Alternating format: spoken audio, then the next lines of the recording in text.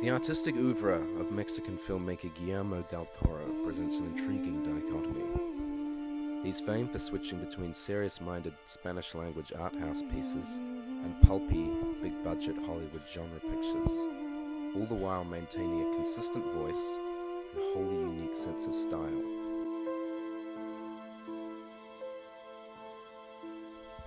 His influences are diverse and manifold, and unlike fellow and arguably more popular genre stylists such as Quentin Tarantino or Edgar Wright, they're not exclusively cinematic.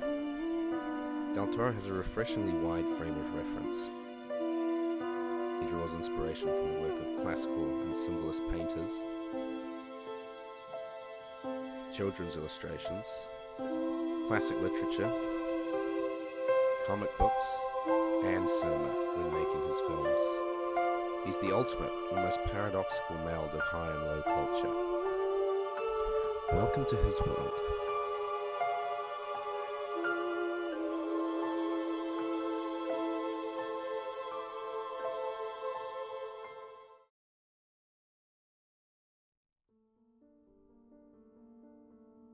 When people talk about Del Toro, the two films that often dominate the conversation are his eerie 2001 ghost story, The Devil's Backbone, and the dark Academy Award-winning fairy tale, Pan's Labyrinth.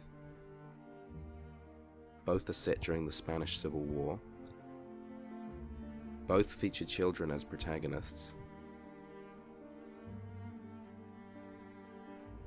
And both juxtapose the harsh realities of war in day-to-day life with a wild, hidden world of fantasy accessible only by children. They do this to incredibly striking effect.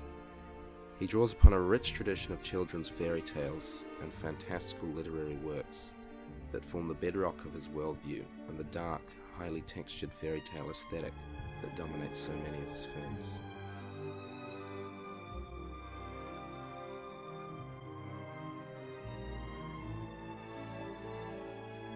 Crucial to the lush production design of these films is the work of children's illustrator Arthur Rackham, whose uniquely disturbing visions of childhood terrors and fairy tale illustrations were a seismic influence on Del Toro. Also in these films we see images straight out of a Goya, Kronos devouring his children so as to, not unlike the fascist Spain in which the story takes place, prevent the young from replacing him. In his 2013 kaiju movie Pacific Rim, mecha robots stride through tempests like great titans. And the influence of classic cinema is ever pervasive.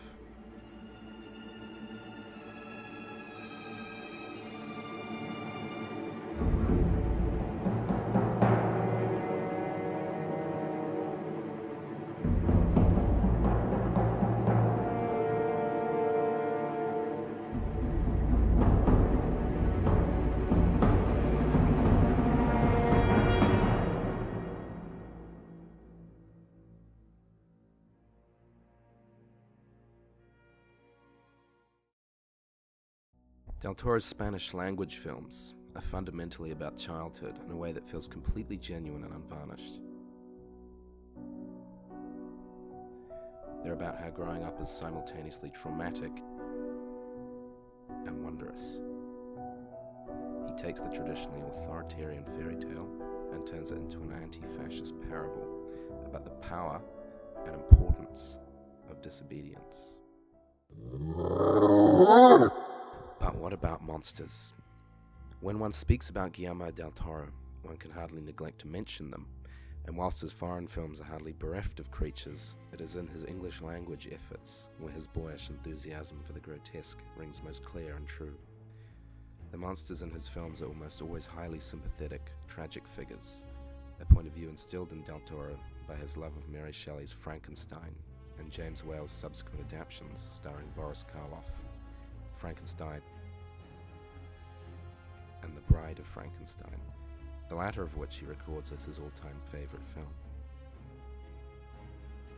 What is Hellboy? a monstrous demon prince who has dedicated his life to protecting humanity from supernatural forces and receives nothing but fear and contempt in return, if not a no-nonsense, gun-toting version of Frankenstein's monster. The scene in Hellboy 2, The Golden Army, wherein our hero must choose between saving innocent civilians who are disdainful and terrified of him, or killing a magnificent forest god, which we also inform is the last of its kind, is an apt example. Hellboy makes his choice,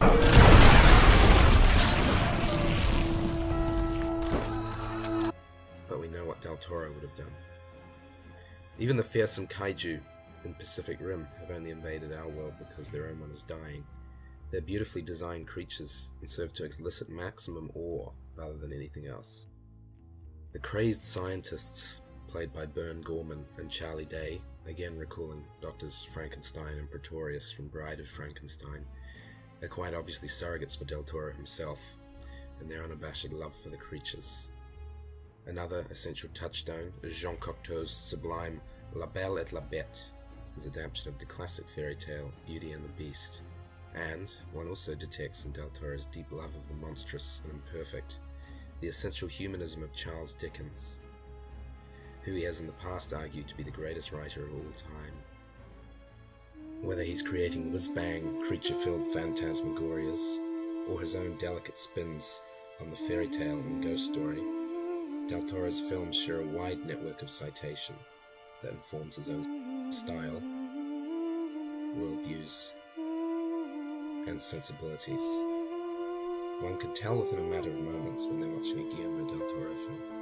He's a true auteur, and an artist who deserves all the appreciation he can get.